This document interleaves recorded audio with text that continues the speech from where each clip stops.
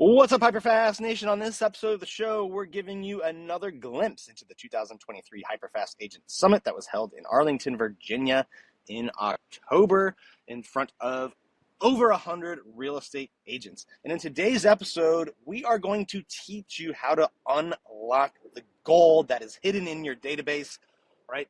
We all have a database that has more deals in it, more dollars in it than we're currently getting. And we brought a database expert who's consulted and helped several large multi-$100 million real estate teams take their business to the next level. Welcome to the show, Freddie Sahar.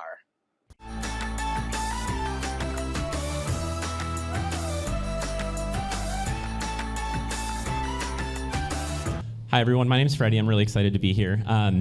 As Dan mentioned, I focus on sales with agents, and I focus on database, lead management, ISA teams, trying to help us get more out of our database without just telling you all to buy more leads, right? Or sign up for Zillow Flex or every other referral platform that we all have access to. So I want to start out with, I know we've heard this 1,000 times from everyone at every conference. The market has been so easy for a few years. We all had record years in 2019, 2020. A lot of us got into the business at that time, and it was really this availability-based market, right?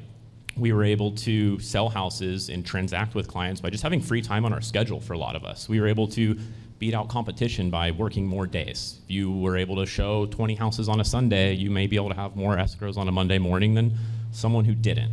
And that slowly started to shift, and we all saw that in conferences, and speakers over the last couple of years have been talking about this shift, right? Lower inventory, interest rates have gone up, blah, blah, blah, blah, blah. Everything that we've heard over and over and over. And I'm not gonna get up here today and bark at you all and tell you how we've been not transitioning with the market the right way.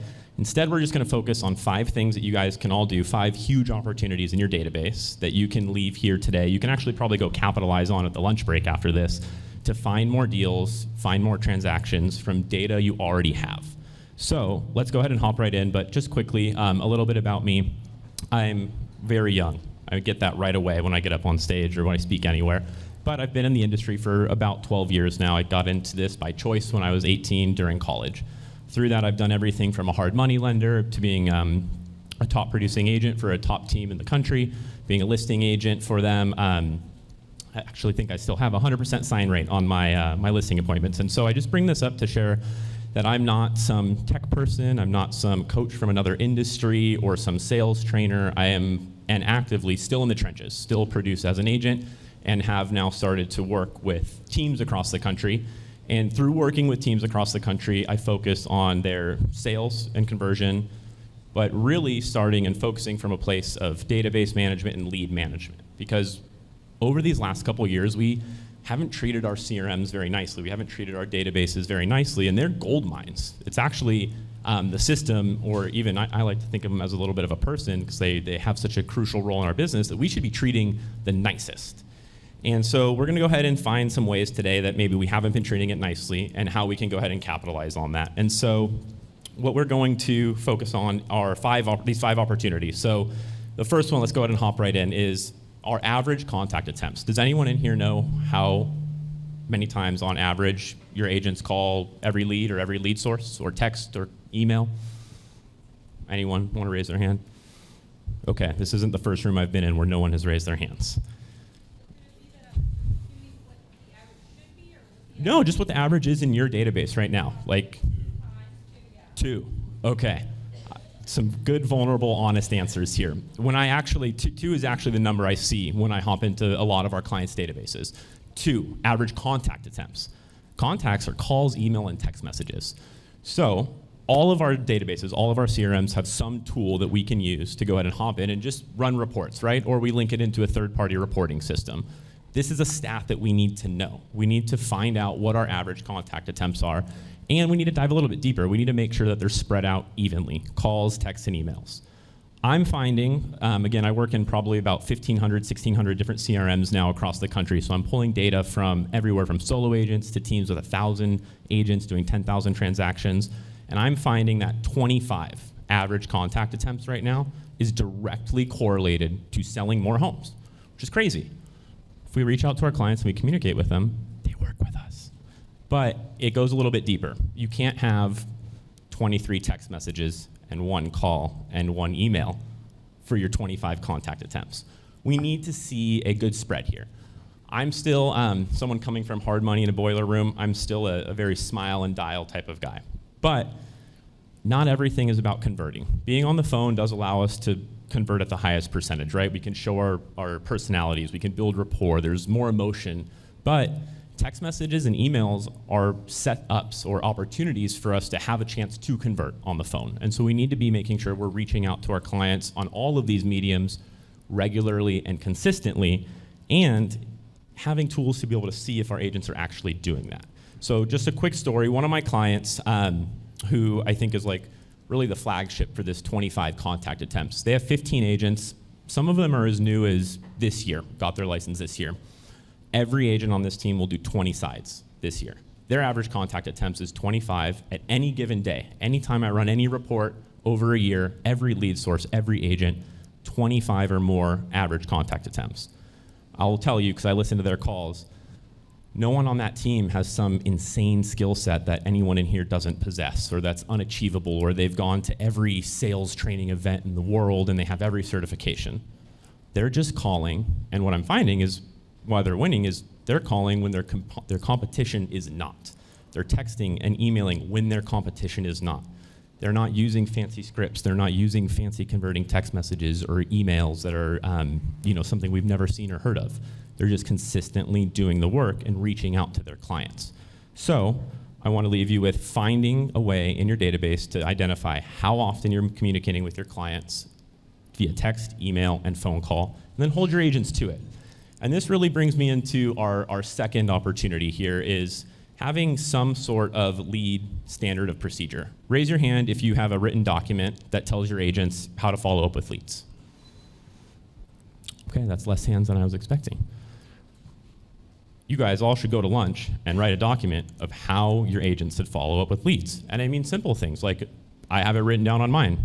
A new lead comes in from any lead source. We call them 3 times, send 2 text messages, and 1 email in the first 24 hours. It's posted on every wall in my sales floor, or my client sales floors, and every agent on my team knows. If we don't have a document like this, we need to write a document that helps our agents understand how to follow up with leads. A lot of our agents are new in the business or new to a team, and we're growing a team or leading a team because we know what it takes to follow up with a client to convert them, follow up with a lead to convert them into a client. We need to make sure we're transcending this down to our agents. So a couple things to focus on here is you don't need to reinvent the wheel. There's so many resources out here for what good follow-up standards are.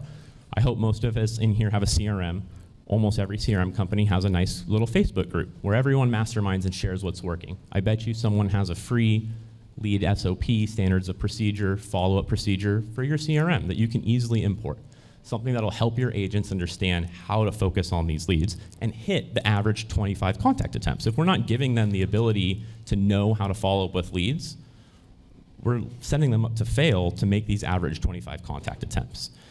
The second part on this is if this is manual, if the way that your agents need to remember to follow up with leads is manual. They talked to Mark Smith today, and they needed to manually set a task in a week to call him, and then set another task in a week to call him, and set another task in a week to call him.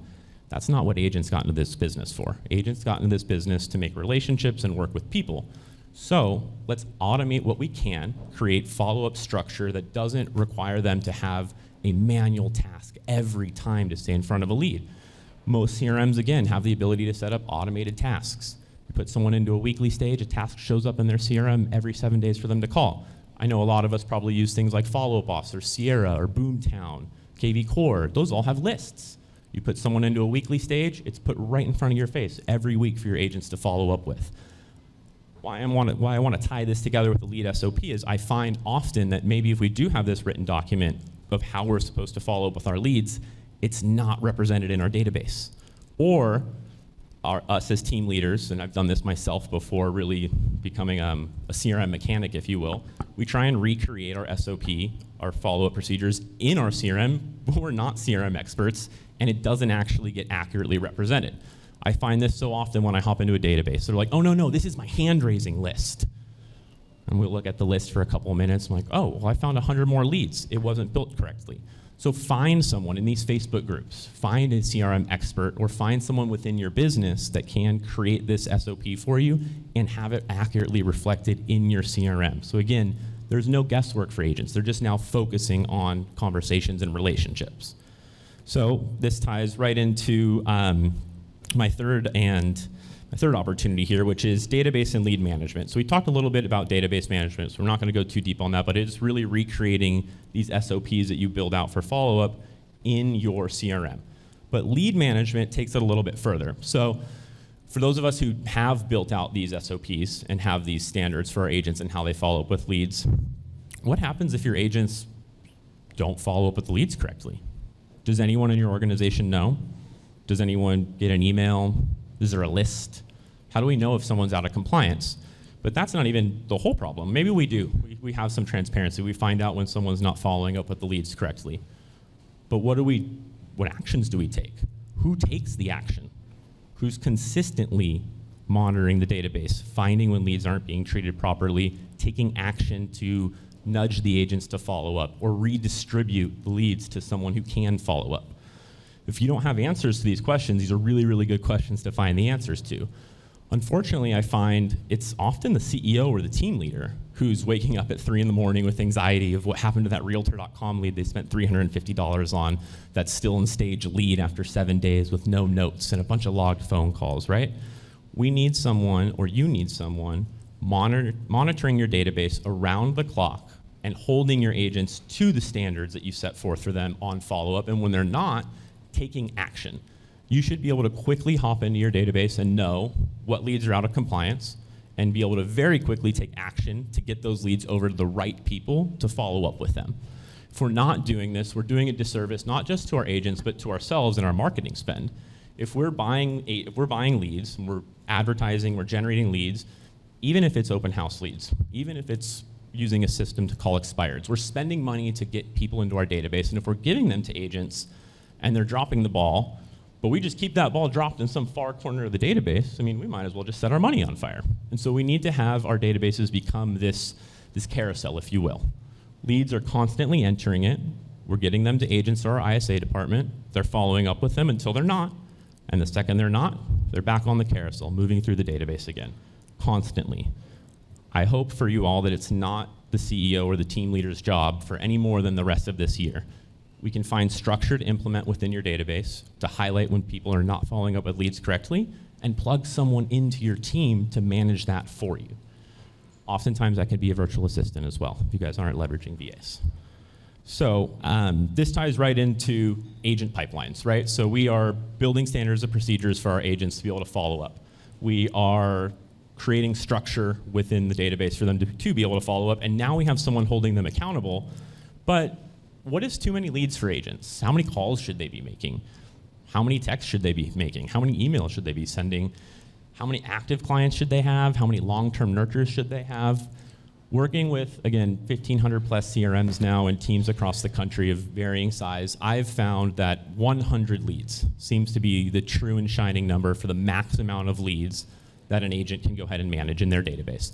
This does not include SOI, personal referrals, anything that the agents may get their personal split on. This is company business, leads that you've paid for, that you're entrusting someone else to convert for you. I come to this 100 number from a colleague of mine, Brian Danny. He is an agent on our team and a real estate coach now. I think he did 117 sides in one calendar year with his own ISA and his own executive assistant. And Brian swears he cannot manage more than 100 leads at any given point. I've took that from him, and I've now tried to research in my clients' databases. I find agents who say they can manage more than 100 leads, but the funny thing is, none of them sell over 100 houses a year. So there might be something to that.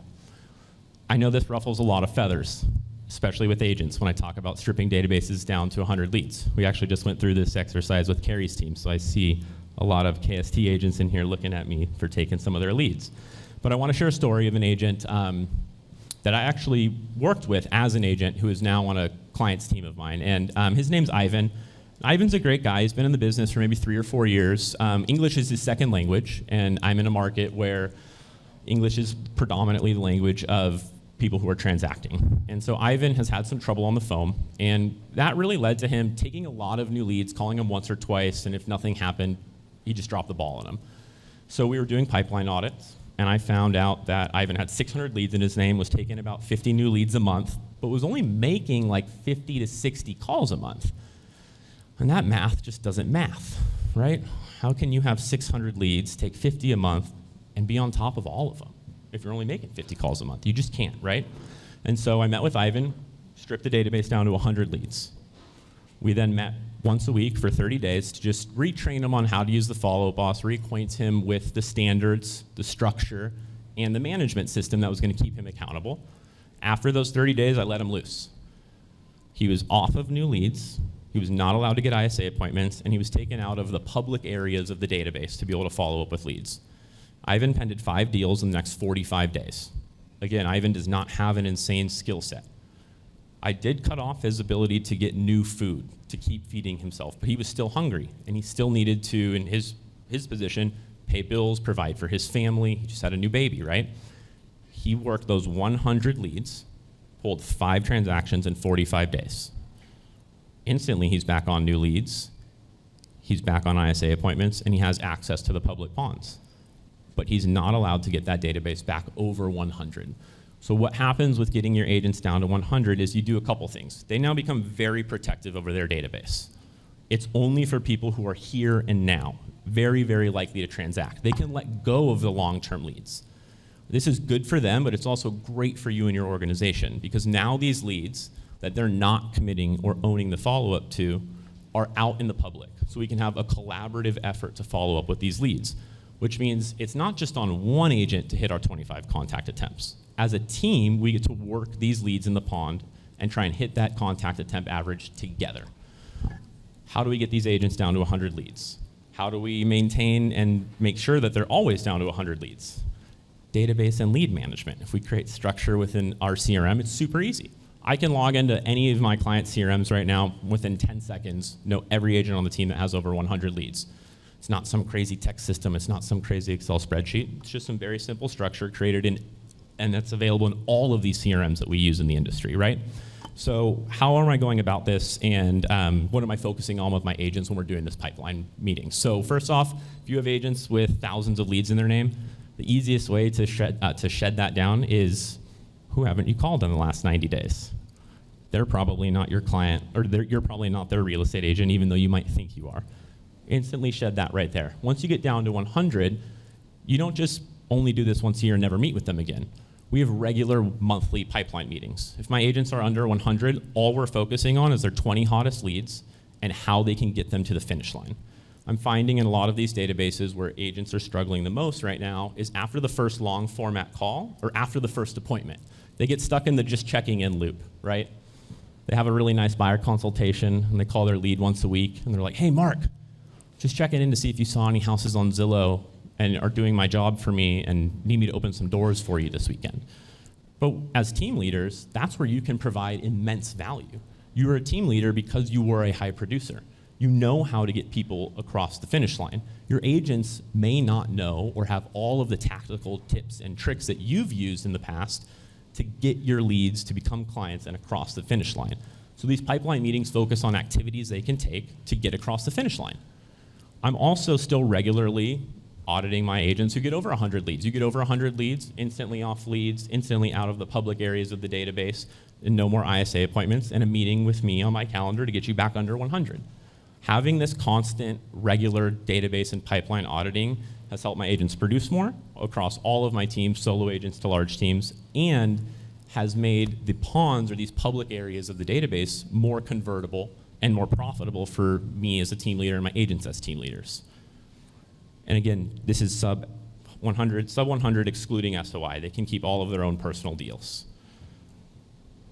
All right, the fifth and final nugget, and this one may cause some nightmares here, is how many of you are listening to your agent's calls? Raise your hands. Okay, I counted 4 hands. That's not that many hands. So I would recommend all of us as team leaders, start privately, don't do it in front of everybody.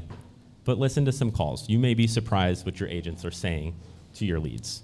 It actually may start to make more sense why things aren't converting at the level you're converting at.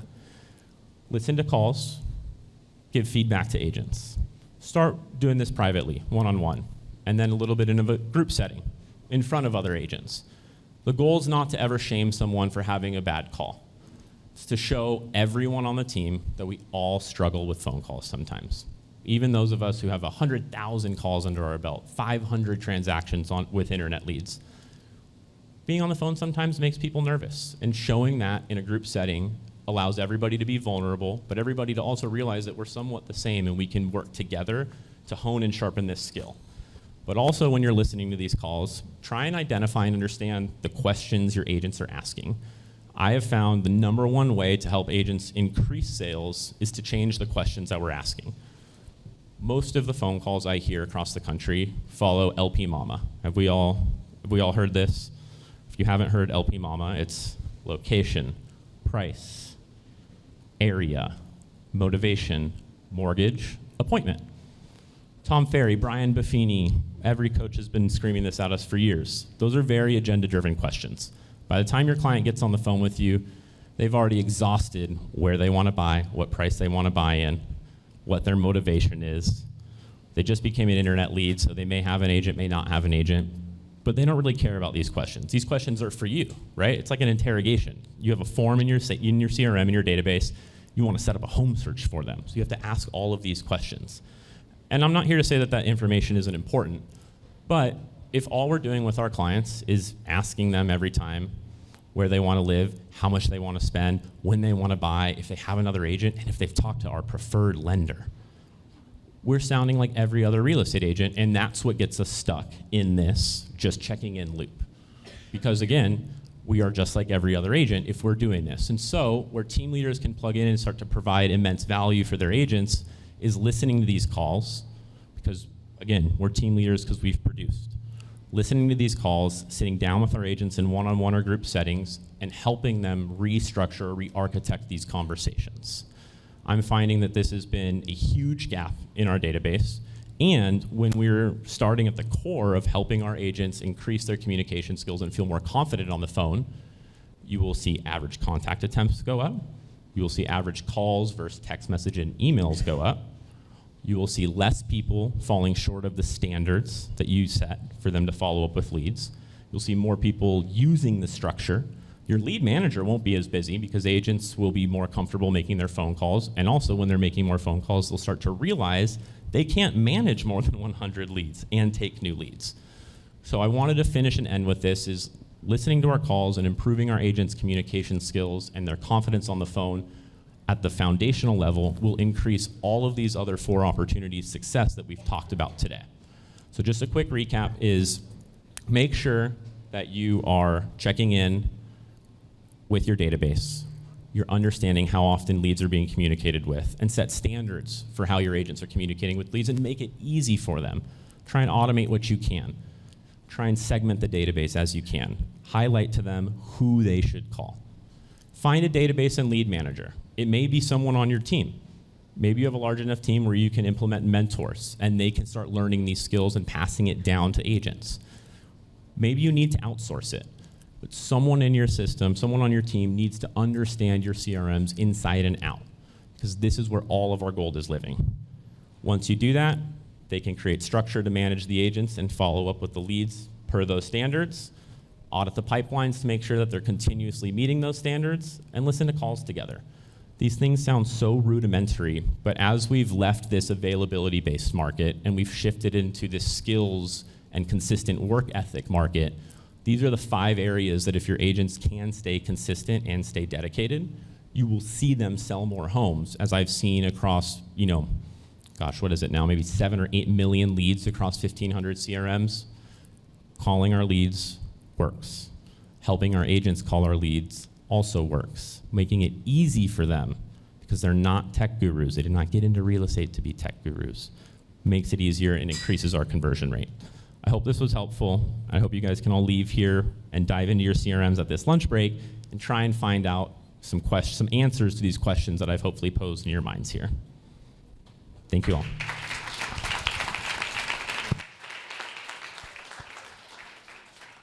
Hey guys, I hope you enjoyed that episode of the Hyperfast Agent Show and getting a live look into one of our events. We put these events on multiple times a year. We also do weekly coaching calls through our Hyperfast Agent program, as well as for the agents who join us at eXp Realty.